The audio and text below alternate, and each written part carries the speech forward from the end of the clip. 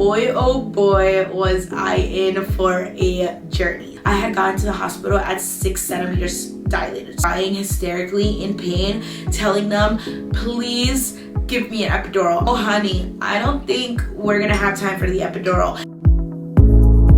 Hello guys, and welcome back to my channel. So this is part 2 of my little birth story series. I already posted part 1, so you can go ahead and check that one out. I have 3 kids, which obviously means 3 births, and I decided to do a little 3-part series, and in every part I was gonna share my birth story for each one of my kids. My kids are a little bit older now. I have a 6-year-old, 4-year-old, and a 3-year-old. So this did happen a while ago, but I do want to have these videos for them to be able to see. Leah's birth story was a lot more traumatic and complicated and a slow process, but Jeremiah's birth story is the complete opposite actually. So the whole pregnancy with Jeremiah, I remember saying how I wish I would have a birth like in the movies where it's crazy, it's hectic. I always said, like, I want to be at the mall and my water like breaks and somebody rushes me to the hospital and it's just like crazy. I don't know why I always said that. He's like, you're crazy, are you like not embarrassed of that? And I'm like, kinda, but I just kind of want to have that experience. I guess that's like my personality.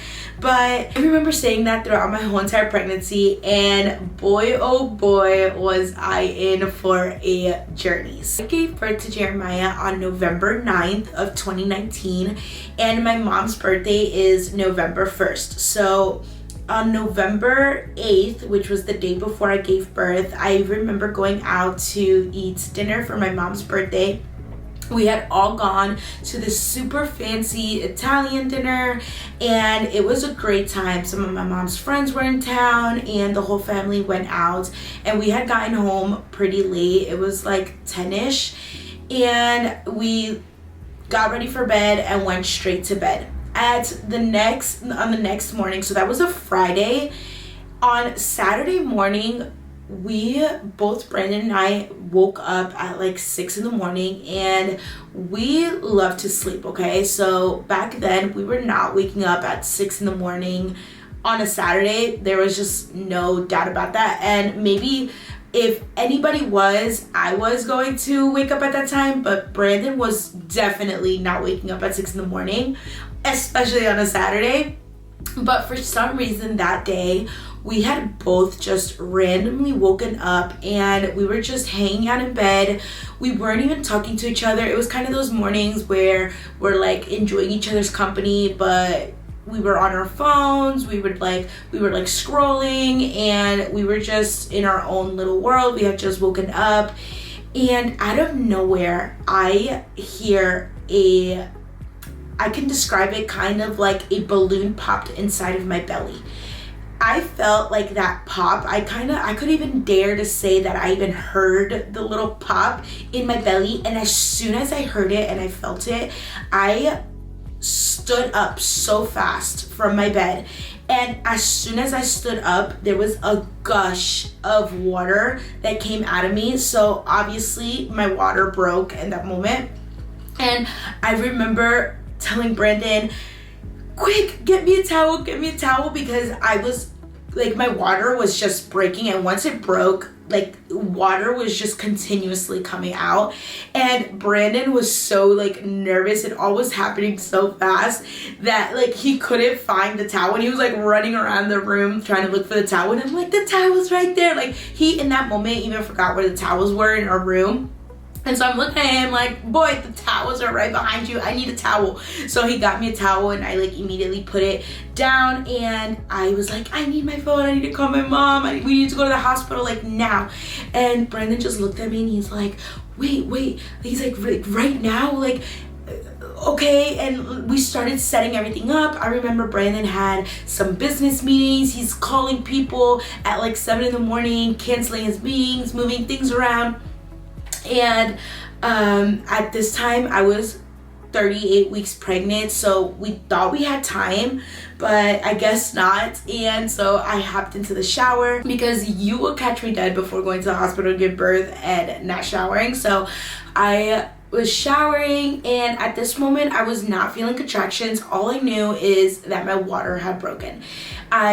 We were living at my mother-in-law's house at that moment, and Brandon had to go and wake her up to tell her to take care of Leah because we had Leah at this time.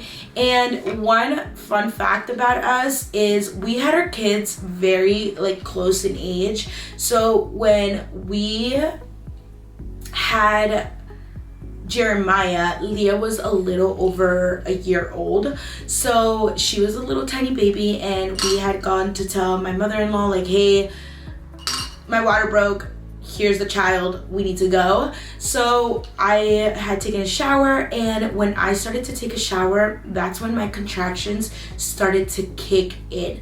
We were living 20 minutes away from the hospital at this time, and Brandon had asked me, he's like, hey, do you think I have enough time to take a shower? And I'm like, yeah, you can take a shower, but just know the contractions are starting to come in and we might have to, you know, make this quick. So he hopped in the shower. I'm packing like the last things like chargers, toiletries and stuff like that, you know, you always wait to pack until the last moment. So I was packing the last thing, calling my mom, like waking everybody up, telling them like, hey, my water broke, it's time to go to the hospital. So we made our way to the hospital. The car ride is probably the worst part of it all, especially when you have contractions.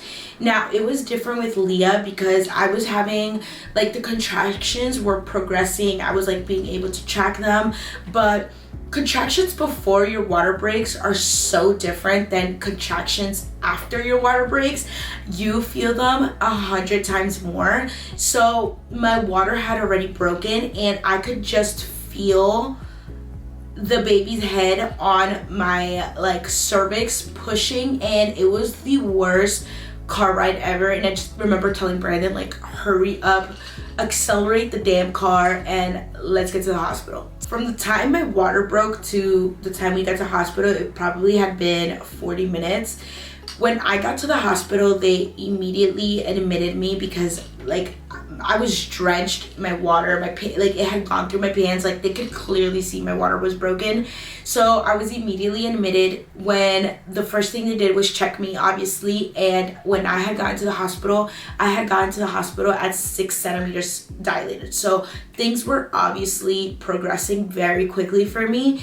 And I had heard that second babies or your third babies come faster, the births are faster, but I didn't realize it was gonna be that quick. So it was very hectic. All the nurses were trying to get me hooked up, get me registered, get me admitted.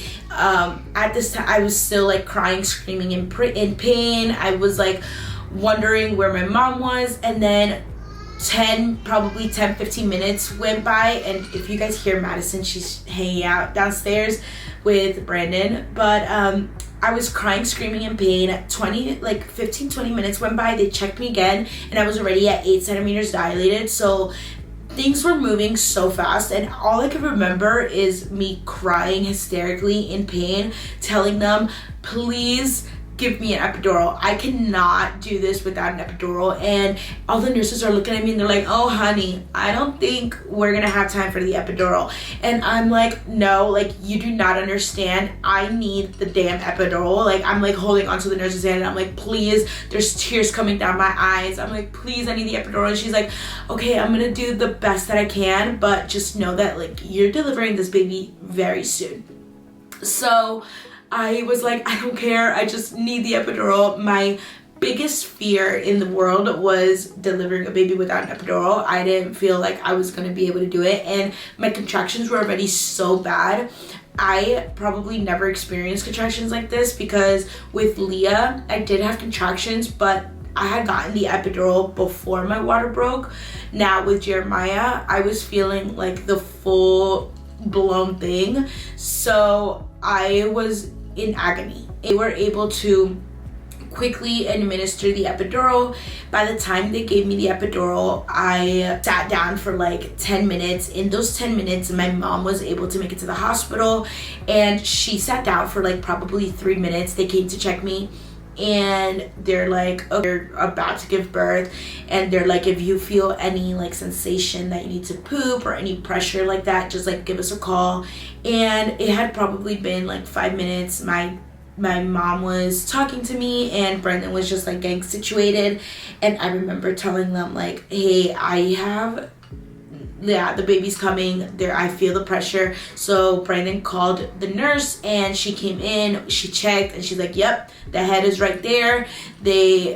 She like called, I don't know who they called, but the room got filled with nurses, doctors for the babies and all of that. So from the time they gave me the epidural to the time that I pushed was probably 10-15 minutes, not even exaggerating. I don't even know if the epidural was fully blown, like if I was even feeling the epidural, but mentally I was like, okay, I have the epidural, I can do this. So I pushed, and I probably pushed for, I could say, 5 minutes, and Jeremiah came out. They say that your second child comes out flying. Yeah, he almost came out flying. This kid, he was like, I'm ready to be born, and it just like describes his personality so good now. He is such a like strong personality in like that sense. He was born super quick. Again, no stitches for me. It was such an easy recovery. I couldn't believe that like I had even just given birth. I felt great. I was up, I was walking. I literally like almost no downtime other than like the necessary downtime, because even if you feel great doesn't mean you are great type of thing. But me physically, I felt great. Jeremiah was born. He was also 7 pounds 7 ounces. It was interesting because both Leah and Jeremiah were the same exact weight when they were born. From the moment that my water broke to the moment he was born, my water broke at like 7ish, and he was born at 9:30, I think he was born. So it was like a couple hours and he was born. It was super hectic, and I always laugh at the fact that I manifested that, because I was crazy enough to throughout my pregnancy tell everyone that that's what I wanted, and I asked for hectic, I got hectic. Like, that was hectic, and I know I'm downplaying it like so much more than what it actually was and what I had actually happened. But yeah, it was beautiful. It was like the perfect birth, and I'm always so happy that everything I wanted in each birth, that's exactly what I got. And you'll see in Madison's birth how that like really stays true to me and my birth stories. But yeah, and Jeremiah was born. Leah had come to the hospital that same day later on in the day to meet him, and it was just a beautiful time. I can insert a picture of us four at the hospital when he was born, and that picture was probably my wallpaper on my phone for long time, probably up until Madison was born.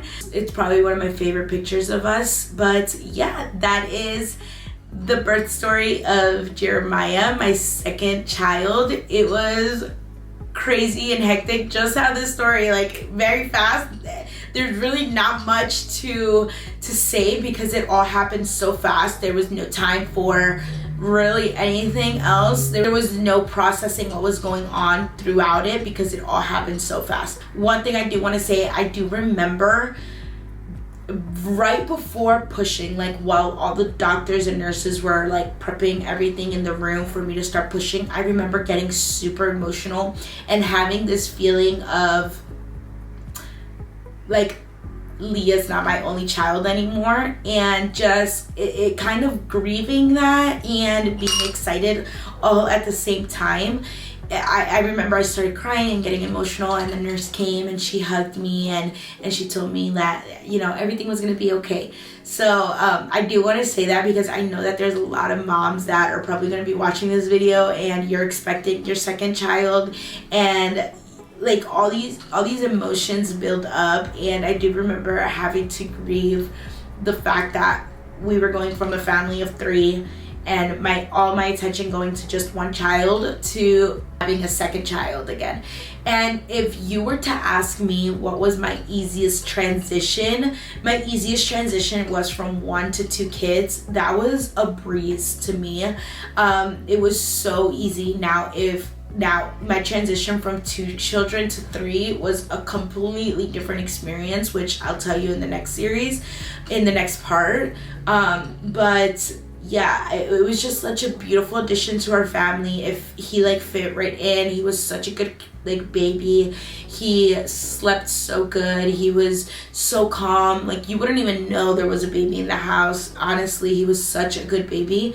I guess he was saving up all his energy for his toddler years, but it was such a fun, great birth story, and I'm just happy that it was the way that it was. So thank you guys so much for tuning in and being here. If you like today's video, go ahead and give it a thumbs up. Don't forget to subscribe and stay tuned for part 3, which is Madison's birth, which I'm also super grateful for. So yeah, thank you guys so much, and I'll see you on the next one. Bye.